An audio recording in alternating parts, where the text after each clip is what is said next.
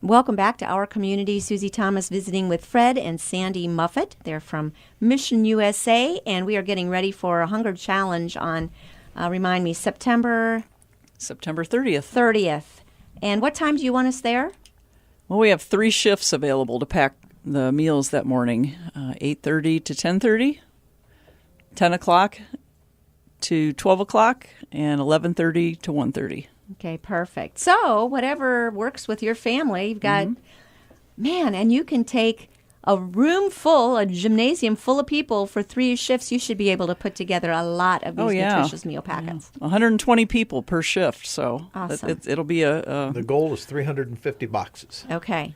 350 boxes.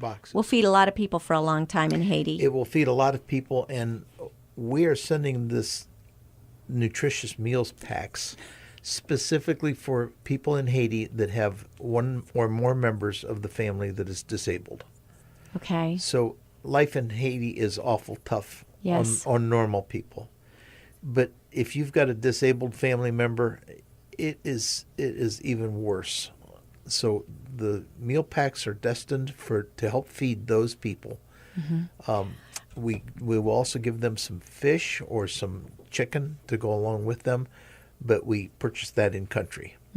So the nutritious meal packs, the 350 boxes, we're putting them inside a bus that we have purchased.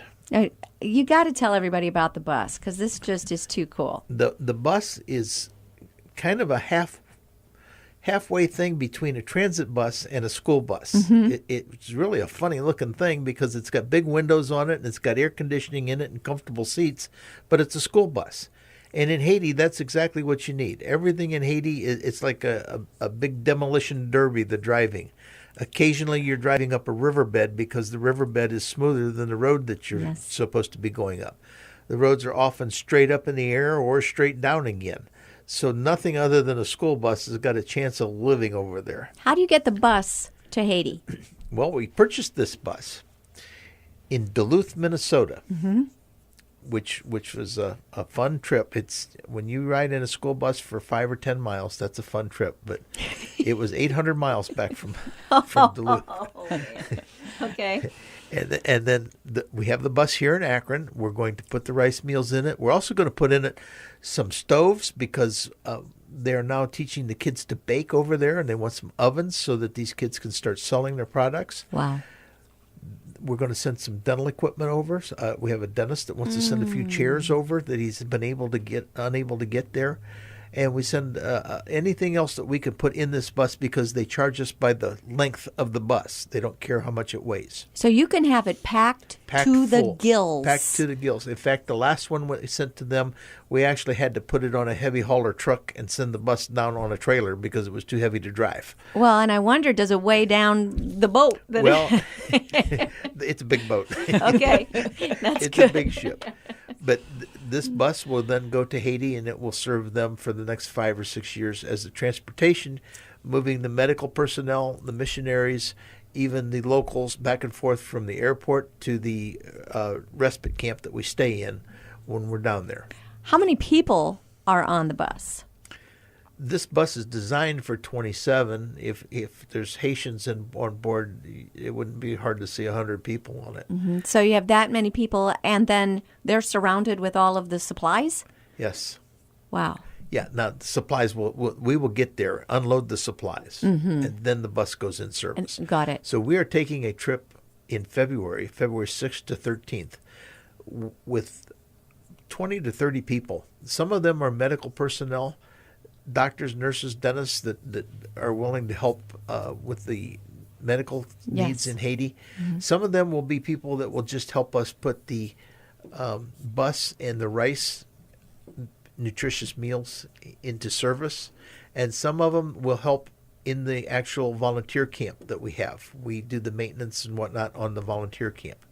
We try not to do work in Haiti. We hire Haitians to do that so that we're not taking jobs away from them. Oh, smart. Someone will teach them how to make this packet into the casserole, yes? Right, because the last time that we took some over there, we noticed that the women were picking the vegetables out. They didn't know what they were. Right. so we had to grab a translator and know you want teach that. them how to make it. You only need boiling water, but you know, I think about the people over there, and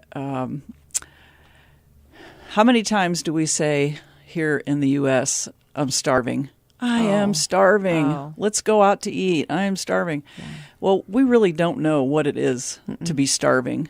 When you only have one meal a day, maybe that is being hungry. I met a man over there that said he hadn't eaten for 3 days. And I said, "What does it feel like to not eat for 3 days?" He says, I look to God for my provision. He will provide. And I can't even imagine that. I know my stomach growls when I haven't eaten, Yes. you know, when I miss lunch. You get cranky. Yeah. Yes. And so, and here's a quick story, too, because we are going to help the families that have kids or adults with disabilities. We were over there last year, and we met a family that their son, he was about maybe 13 years old, and we went there to visit with them and to talk with them and pray with them, and we noticed that he was in shackles. Oh. He actually was shackled by his ankles. And we said to the translator, "Why is he in shackles?" And he said that he has a mental disability. Oh, dear. And if he's not shackled down, he'll run away. Oh. And they're afraid he'll get hit by a car. Oh, my. We were just blown away by that story. So we continued through Mission of Hope International to provide food for them, protein, eggs, chicken, and then these nutritious meal packs also were given to them. We prayed with them and for them and continued to just pour into their lives. When we went back this year, we saw him. He was walking down the street towards us, dressed, clean. He had put on weight. He was happy, and he was so excited to see everyone. And that's why we do this hunger challenge. That is why we go through all this effort. We are a small company, but we go through all of this effort, get people together, and we spend a year trying to raise funds. And we just trust God that He will provide the people and the funding to pack these meals and to put them on this bus and to ship this bus over there, and then not only to go across the Caribbean waters to get to Mariguan, Haiti, where there's a smaller port, then the funding also helps get it off of the barge into Mission of Hope International. So it is it goes from Duluth, Minnesota to Akron, Ohio to Miami, Florida, across the ocean to Mariguan, Haiti, and then it ends up in Grand Guave, Haiti. And those nutritious meals, that's what it's all about. I mean, and you change lives, if for no other reason than that one young man. It's been worth it. Yes. Yeah. Oh, yeah. The people in Haiti are believing in a miracle, and what we want right now is just also challenge you to be their miracle. So I just can't hear these stories. I defy you to listen to these stories without crying. I know. It's important. How do we do that? How do we give? Because I know you're not holding a fundraiser. You're just asking people, let's underwrite some of these packets. Because for, let's say, a family of 4 or 6 people, that might be expensive for them to spend $400 to $600, but they're willing to give you the manpower. How about someone who can't be there? Help to underwrite those people being there. And then we can all work together, have plenty of food, and have plenty of people putting them together. Tell us how to do that. Where do we go? Well, you can go to those websites that we mentioned earlier. Let's give them again. www.missionusa.us. And for the Hunger Challenge specifically, that is www.missionusa.hungerchallenge.org. It is amazing to me to see through your eyes what you've gotten to see. What other awesome stories can you share with us as far as people you've seen their lives changed? Yeah, our lives changed. That's a good point. Our life. Everybody that goes on these trips comes back being blessed more than they ever give. When we take nurses on these trips, when you go to a medical clinic in Haiti and you get there at 8 o'clock in the morning and you see that there are 60 people standing in line to wait for you, and they will stand there all day long to see a nurse. That's medical care, and we are the best medical care that they're getting in Haiti. It's the same thing with the dentist, the dental people that go over eyeglasses. We are just so blessed in this country, and Haiti is so poor. But it is important to note that they're making progress. Yes. It is improving in Haiti. The water is cleaner. The food is a little more plentiful. There are a few more jobs. They have cleaned up. They had a huge earthquake that just devastated a city the size of Cleveland. It flattened it. So for them to be able to, rebound from that is huge. And then they just had Hurricane Matthew that came through just maybe 6, 7, 8 months ago, which did the same damage to Haiti that Harvey is doing now in Houston. Yes, but the buildings are built differently. Oh, entirely differently. Yes, a home in Haiti is nothing more than a good home in Haiti is a one-car garage. But we were there to experience watching. They have house kits. Mission USA, through donors, was able to pay for a house kit.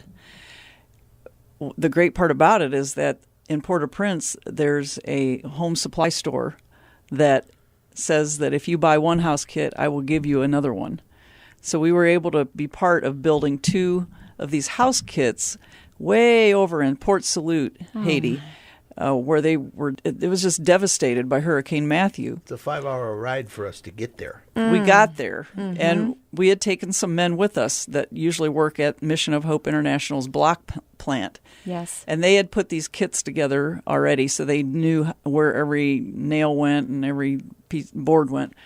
Well, all of a sudden, all these men started coming from nowhere, and they're barefoot up on the lumber, nailing in. And we noticed at the end there was this one man who had a huge gash in his shin. It was deep and probably about 6 inches long. And we said, "Oh, well, we have nurses back here that we dropped off at a clinic. Well, we're going to take you there and have you treated." He says, "Well, I cut it on a piece of sheet metal yesterday." Oh, dear. So we said, okay, well, so we took them to the clinic, and while the nurses are trying to do something with it because it's been a day, we found out that he just came to volunteer. He was not being paid to help build those houses. Really? And we think about here in the U.S., right now, how the country is. And I just have to say that, coming together, volunteering, helping in whatever way that we can for our brothers and sisters in Christ, our fellow man, volunteering and helping is just the way to go. Just share love and do instead of sitting back and complaining. Truer words were never spoken. There is something that unites people when you are, we're always happiest when we're not thinking about ourselves. Right. And somehow pulling everybody together to do something for someone else really does leave your differences behind. Right. What a great way to unite. We hate to see anything bad ever happen to anyone, but what an opportunity to pull together. I knew we were going to run out of time. We really want to do this, and you said the water is clean. It's better. So these meal packets can be made with clean water in Haiti, so don't let that deter you from donating to this and giving. Go to missionusa.us to support this awesome ministry. Go to missionusa.hungerchallenge.org and support the Hunger Challenge specifically. Fred and Sandy Muffet, we've got to have you back. Got to have a part 2 and find out what's happening next. We would love to. When we come Thank back you. And return, and we'll bring the stories.